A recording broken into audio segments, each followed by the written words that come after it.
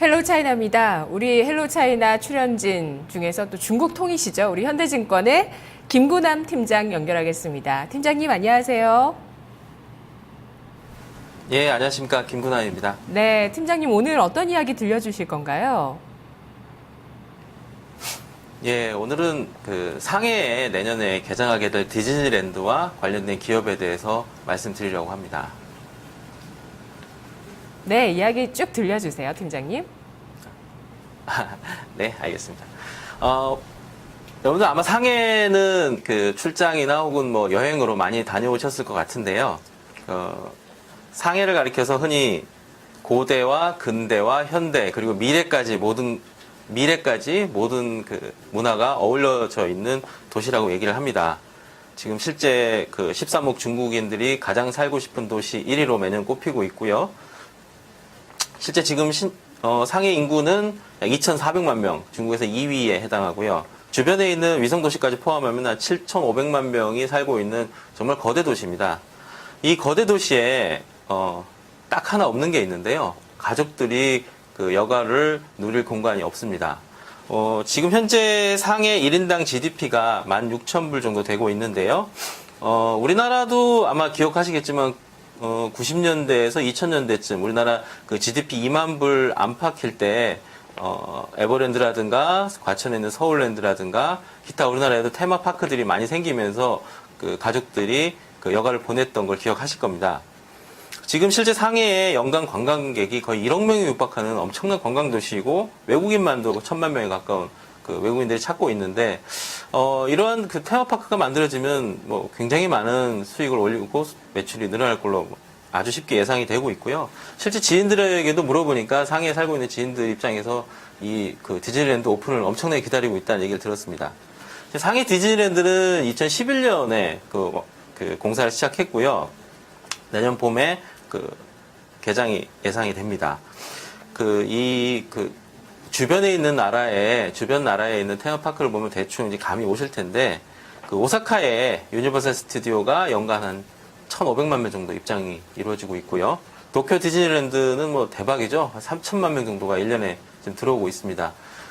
지금 현재 상해 디즈니랜드 연간 입장객으로는 한 보수적으로 1,000만 명 정도를 예상하고 있는데, 뭐 충분히 그 숫자는 넘어갈 거로 예상을 합니다.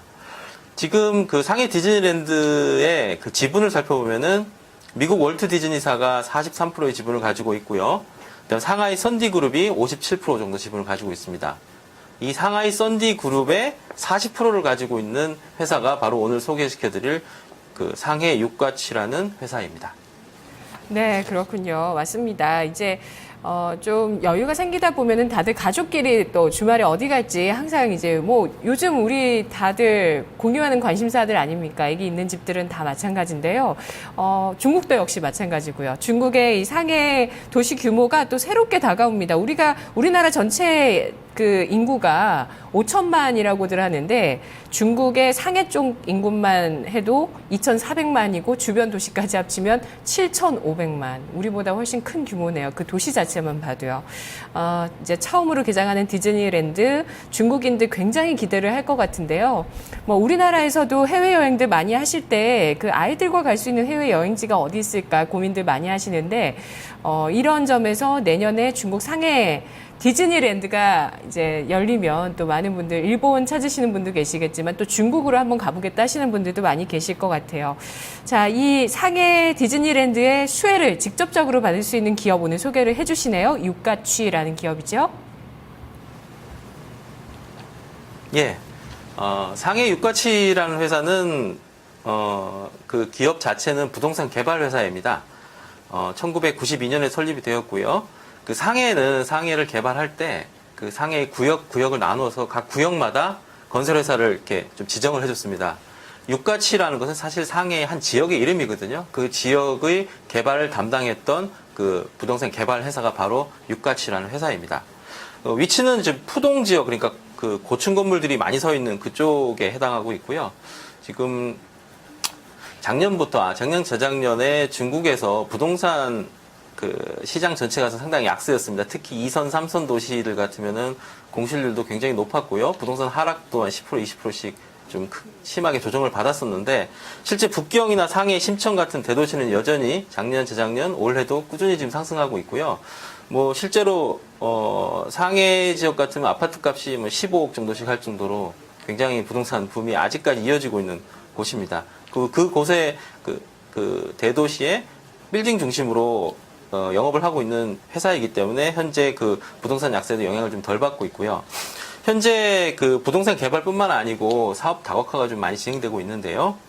현재 그 상하이 타워, 그 상해 최근에 가신 분들은 상해에서 제일 높은 빌딩입니다. 상하이 타워의 지분을 45% 정도 보유하고 있고, 그 다음에 그 근처에 있는 금융사무 빌딩 임대가 굉장히 그 이 회사의 매출이 큰 비중을 차지하고 있습니다. 그리고 그 상해 모터쇼가 그 작년에 있었는데 상해 모터쇼 사이즈가 뭐 국내 우리나라 한국 모터쇼의 뭐 10배가 넘는 큰 규모로 이루어지고 있는데 그 모터쇼를 했던 상하이 국제 박람센터 지분도 50%를 가지고 있는 그 사업 다각화를 좀 진행하고 있는 회사입니다. 이 회사의 재무 상황을 한번 그 도표와 함께 살펴보면요. 뭐 중국의 그 후광통에 있는 주식들이 다 마찬가지지만 재무 상태는 상당히 양호합니다. 매출액도 많이 올라오고 있고 영업이익도 좋고요. ROE도 좋고 다 좋습니다. 근데 이 그 회사에서 조금 특이한 점은 아마 매출액 대비 영업이익률이 상당히 높은 걸 보실 수 있으실 텐데요. 특히 뭐 작년 말에 보시면 매출액 9천억에 영업이익이 4천억이면 상당히 높은 상태입니다. 이게 결국은 이제 이 회사의 업종에서 서비스 분야가 많이 늘어났다는 걸 얘기합니다. 그래서 제품의 원가가 적게 들어가는 분야, 당연히 서비스업이죠. 이쪽이 늘어나면서 그 매출 구성이 좀 바뀌고 있는 걸 보실 수가 있고요. 그 다음에 현금 흐름이 비교적 들쑥날쭉한 모습을 보여주는데요. 아무래도 뭐 부동산 그 투자 회사이기 때문에 자산이 들어왔다 나갔다는 게 좀 큰 규모로 좀 움직일 수밖에 없는 부분입니다. 한 가지 조금 안 좋은 게 PER이 상당히 높죠. 밸류에이션이 좀 높게 책정되어 있는데 이 부분은 뒤에 다른 그 유사 기업들이랑 같이 한번 설명을 드려보도록 하겠고요. 일단 국유기업이기 때문에 부추 비율이라든가 이런 부분 상당히 안정성을 보여주고 있습니다. 네, 팀장님, 뭐 다른 중국 기업에 비해서 PER 안 높아 보이는데요. 네, 어제 우리 봤던 기업도 뭐 100배, 200배 하더라고요.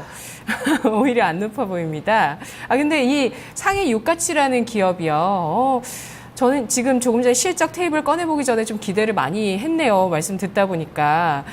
지금 뭐 부동산 개발을 그 중국의 노른자 땅이라고 할 수 있는 상해 쪽에서 위주로 계속 하고 있고요. 그리고, 관광지로도 사실 요즘 많이 각광을 받거든요. 중국 상해가. 워낙 중국이 이제 발전하다 보니까 중국을 가보고 싶다 하시는 분들 많이 생겨났어요. 전 세계적으로. 그래서, 관광지로도 뜨고, 뭐 가보면 막상 물가도 뭐 한국이랑 비슷하다고 하더라고요. 그런데 어쨌든 상하이 타워라는 랜드마크의 지분도 갖고 있고 또 중국이 세계 최대 자동차 시장인데 여기에서 하는 자동차 박람회 지분도 갖고 있고 앞서서 디즈니도 이제 직접적인 수혜를 받는 게 상해 썬디그룹이 60% 디즈니 지분을 갖고 있는데 이 썬디그룹의 지분을 40% 갖고 있는 게 이 유가치고요.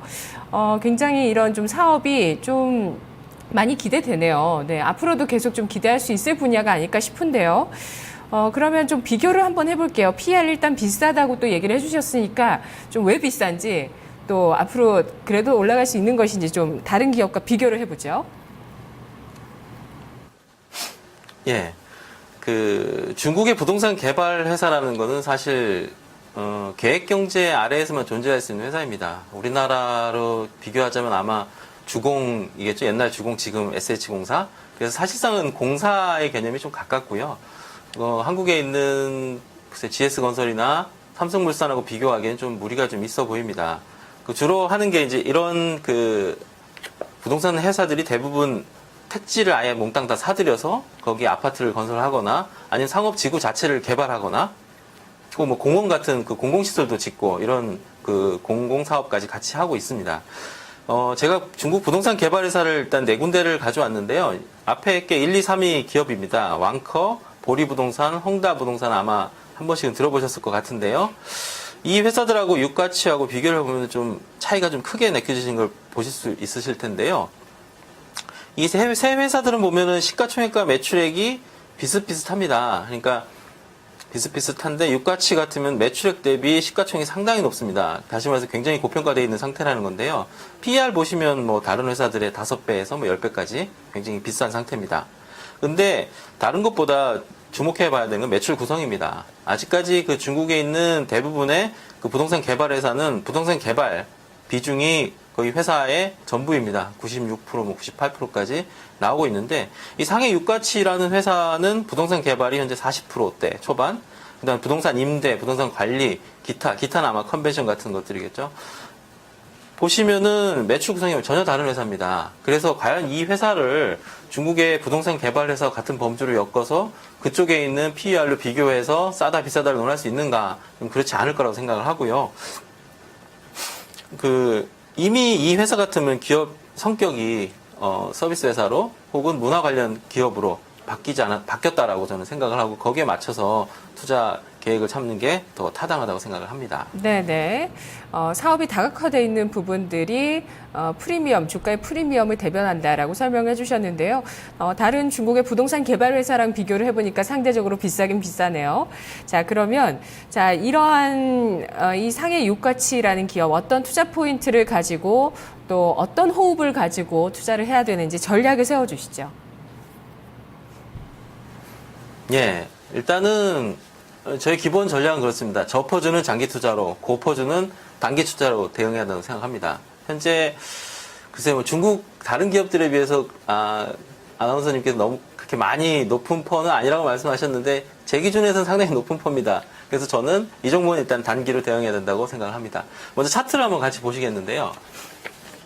차트를 보시면은 이 종목이 작년에 계속 한 15원에서 한 20원 사이에 아주 느리게 움직였었는데, 후광통 열릴 때쯤 무렵에 좀 크게 올랐고요. 그 이후에 사실 올해 초반에는 시장 전체를 지배했던 테마가 그 국유기업 테마라든가 1대1로 인터넷 이런 테마들이 나오면서 잠시 소외됐다가 봄 4월 이후에 좀 크게 움직였죠. 그러고 나서 뭐 다 같이 빠질 때 굉장히 급락한 상태입니다. 지금 가격대는 저점은 좀 벗어나서, 저점 한 30원대 초반에서 벗어나서 지금 어느 정도 좀 반등을 좀 해 있는 상태인데, 만약에 이 종목이 70원에 가 있다면 제가 이 종목 절대 들고 나오지 않았을 것 같습니다. 그 정도면 좀 많이 고가인 상태인데, 지금 현재 가격이라면은 뭐 충분히 좀 단기로 여러 가지 테마 상황을 좀 노려볼 만하다고 생각을 하고요.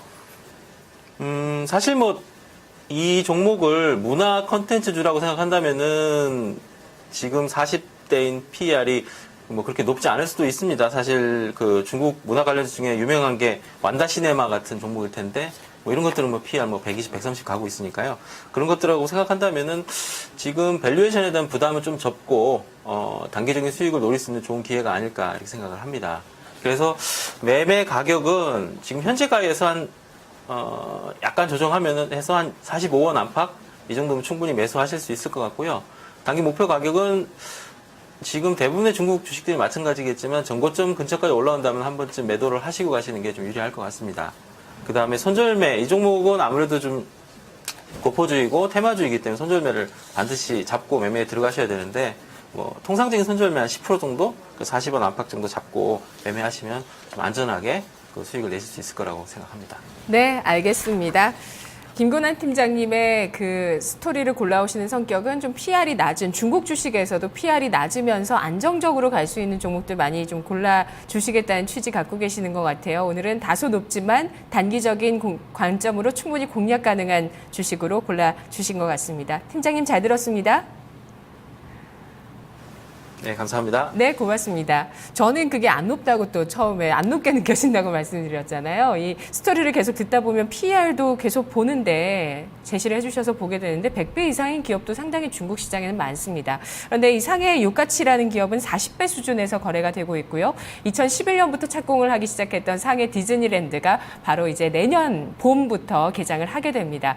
그와 관련되어 있는 직접적인 지분 투자를 관계를 갖고 있는 그런 기업인데요. 상해 유가치라는 기업 알아봤습니다. 자, 이렇게 진짜 이 아시아 인구들이 해외 쪽으로 여행도 많이 하고 이런 분위기지만 또 자국의 관광 산업을 키우기 위해서 많은 인프라들을 건설하고 있습니다. 우리나라에서는 그 유니버셜이 좀 무산됐죠. 이게 상당히 아쉬웠는데 또 새로 제가 검색을 해보니까 춘천의 레고랜드가 또 개장이 된다고 합니다. 2017년도에 개장이 된다고 하는데요. 우리도 중국의 이런 관광 인프라 개발에 뒤처지지 않고 앞으로 이런 인프라들 많이 생겼으면 좋겠네요. 자, 오늘 관광과 관련되어 있는 부동산 개발 기업 알아봤고요. 마켓 이마 기장 잠시 후에 이어집니다.